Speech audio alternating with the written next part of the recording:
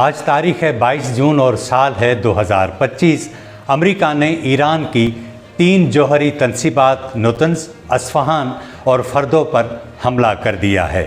حملے کے بعد خطے کی صورتحال یکسر تبدیل ہو چکی ہے۔ ان حالات میں پاکستان کا کیا ہوگا؟ کیا دنیا تیسری عالمی جنگ کی طرف بڑھ رہی ہے؟ کیا ایران سرنڈر کر دے گا یا بارود کے ڈھیر میں تبدیل ہوگا؟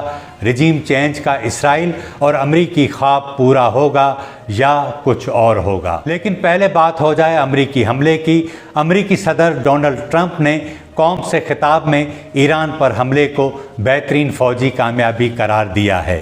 اس نے مضحکہ خیز انداز میں کہا اور تہران کو دھمکی دی کہ وہ فوری طور پر امن قائم کرے، ورنہ اس سے بھی بڑے حملے کا سامنا کرنے کے لیے تیار ہو جائے۔ اطلاعات کے مطابق ان حملوں میں بنکر بسٹر بم استعمال کیے گئے جو B-2 اسٹریٹجک اسٹیلتھ بمبار طیاروں کے ذریعے اہداف پر داغے گئے۔ ایرانی سرکاری میڈیا نے فردو کے ایک حصے پر دشمن کے حملے کی تصدیق کی ہے۔ حملے سے قبل ایران نے خبردار کیا تھا کہ اگر امریکہ نے حملہ کیا تو مشرق وسطیٰ میں امریکی اہداف کو نشانہ بنایا جائے گا۔ امریکی حملے کے بعد ایران نے جوابی کارروائی کے طور پر اسرائیل پر 40 میزائل داغے ہیں، جن میں پہلی بار خیبر میزائل کا بھی استعمال کیا گیا۔ نیتن یاہو بہت خوش ہے۔ امریکہ کی جنگ میں شمولیت کو اس نے دلیرانہ فیصلہ قرار دیتے ہوئے کہا کہ یہ تاریخ کا دھارا تبدیل کر دے گا۔ لیکن امریکہ میں ایران پر کیے گئے حملے سے سیاسی تقسیم واضح ہو گئی ہے۔ ریپبلکنز نے ٹرمپ کی تعریف کی ہے جبکہ ڈیموکریٹس نے خبردار کیا ہے کہ امریکہ کو ایک نہ ختم ہونے والی جنگ میں گھسیٹا جا رہا ہے۔ 2 روز قبل پاکستان کے army chief general Asim Munir نے صدر ٹرمپ سے واشنگٹن میں ملاقات کی تھی۔ اس دوران یہ تاثر دیا گیا تھا کہ پاکستان کی خطے میں اہمیت زیادہ بڑھ گئی ہے۔ ٹرمپ نے خود کہا کہ ہم سے زیادہ پاکستان ایران کو جانتا ہے، جس سے لگا کہ پاکستان کو یہ ٹاسک دیا گیا ہے کہ وہ ایران سے بات کرے گا۔ اسی خوشی میں پاکستان نے اعلان کر دیا کہ وہ ٹرمپ کو نوبل پرائز دلانے کے لیے سفارش بھیجے گا، کیونکہ ٹرمپ نے شکوہ کیا کہ اس نے کئی جنگیں بند کروائیں لیکن اسے نوبل انعام نہیں دیا جائے گا۔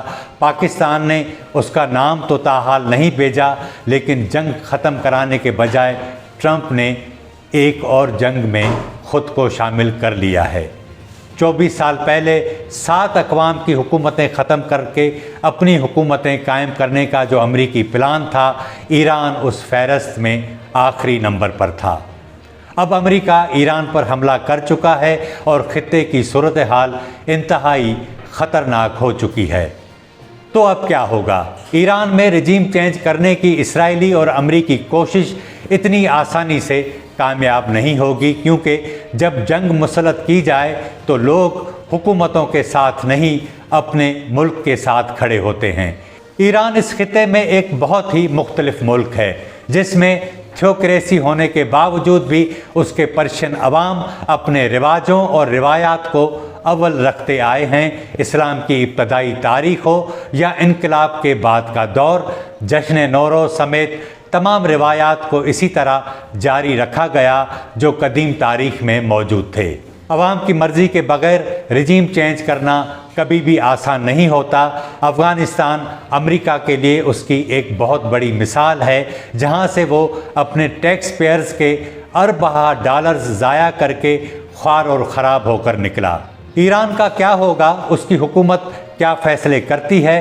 اب تک کی صورتحال سے اندازہ لگایا جا سکتا ہے کہ ایران 2000 کی دہائی والا افغانستان نہیں، جس کے حکمران موٹر سائیکل پر فرار ہو گئے تھے۔